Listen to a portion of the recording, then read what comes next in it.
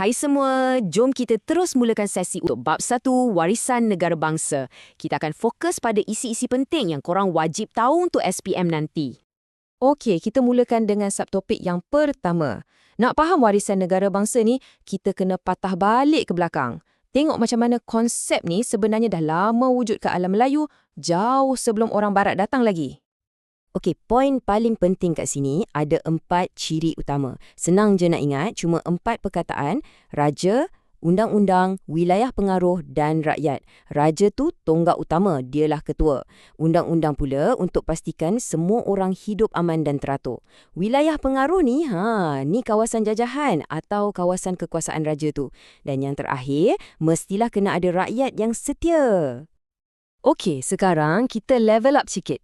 Kita tengok macam mana ciri-ciri tadi tu berkembang jadi lagi hebat. Dan contoh paling perfect dah tentulah Kesultanan Melayu Melaka. Kegemilangan dia tu jadi asas kepada negara bangsa kita. Yang ni best. Korang nampak tak macam mana Melaka ambil 4 ciri asas tadi dan dia upgrade jadi 6 ciri yang jauh lebih lengkap dan power. Bukan setakat ada kerajaan dan rakyat je tau. Dia tambah kedaulatan, maksudnya Sultan ada kuasa penuh, tak ada siapa boleh kacau. Wilayah pengaruh dia pun, wow, luas gila. Lepas tu ada 2 jenis undang-undang bertulis dan akhir sekali lambang kebesaran. Ini untuk tunjukkan identiti dan gahnya kerajaan tu. Okey, perkataan kedaulatan ni confirm boleh keluar exam tau. Jadi, tolong ingat maksud dia. Senang je, kedaulatan ni maksudnya kuasa paling tinggi yang Sultan ada. Hak mutlak dia untuk kontrol rakyat dan wilayahnya. Tak ada kuasa asing boleh masuk campur. Nah, tengok perbandingan ni. Ini bukti Melaka punya sistem pentadbiran memang tip-top dan tersusun. Dia ada undang-undang khas untuk urusan kat darat, iaitu Hukum Kanun Melaka, yang cover semua benda, dari jenayah sampai hal keluarga. Lepas tu, untuk kat laut pula, dia ada Undang-Undang Laut Melaka. Pentinglah sebab Melaka kan pusat perdagangan. Teratur gila kan? Okey, soalan dia sekarang, macam mana sistem yang power macam ni boleh buat Melaka jadi terkenal satu dunia masa tu? Jom kita bedah siasat macam mana sistem ni berfungsi. Okey, tulang belakang pentadbiran Melaka ni dipanggil sistem pembesar berempat. Fikirkan macam ni, Sultan tu CEO dan ini 4 orang menteri kanan dia. Masing-masing ada kerja yang spesifik. Bendahara tu macam Perdana Menteri, penghulu bendahari, dia Menteri Kewangan, Temenggung pula macam Ketua Polis, jaga keselamatan dalam kota, dan Laksamana, dialah Panglima Tentera Laut. Dan kat puncak sekali semestinya Sultan. Dialah bos besar, ketua untuk semua benda, ketua pemerintahan, ketua tentera dan juga ketua agama Islam.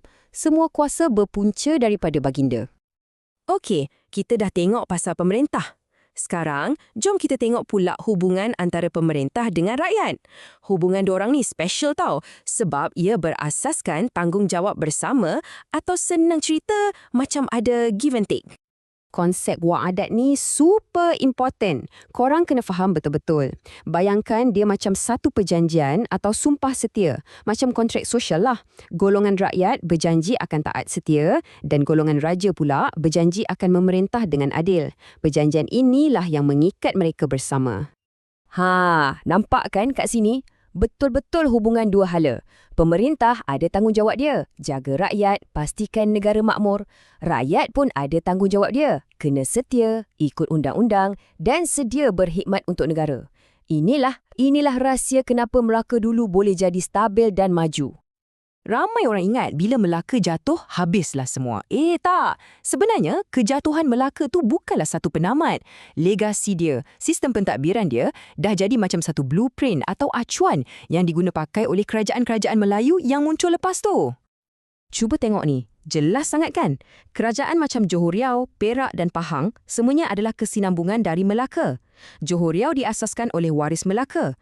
Sultan Perak yang pertama tu pun putera kepada Sultan Melaka. Pahang pun sama. Dorang semua guna sistem dan adat istiadat yang lebih kurang sama macam Melaka. Dan poin paling penting untuk kita faham, benda ni bukan cerita lama je tau. Asas negara bangsa yang Melaka dah bina beratus-ratus tahun dulu tu sebenarnya masih ada kesannya sampai sekarang. Ia jadi panduan untuk kita faham sistem pentadbiran negara kita hari ini. Okey, sebagai penutup, cuba korang renungkan soalan ni. Daripada semua warisan Melaka yang kita dah bincang tadi, pada pendapat korang, yang mana satu paling penting dalam membentuk Malaysia yang kita kenal hari ni? Soalan kebat macam ni lah yang selalu keluar dalam bahagian esei. Cuba fikirkan ya. Okey, itu saja untuk kali ni. Selamat maju jaya.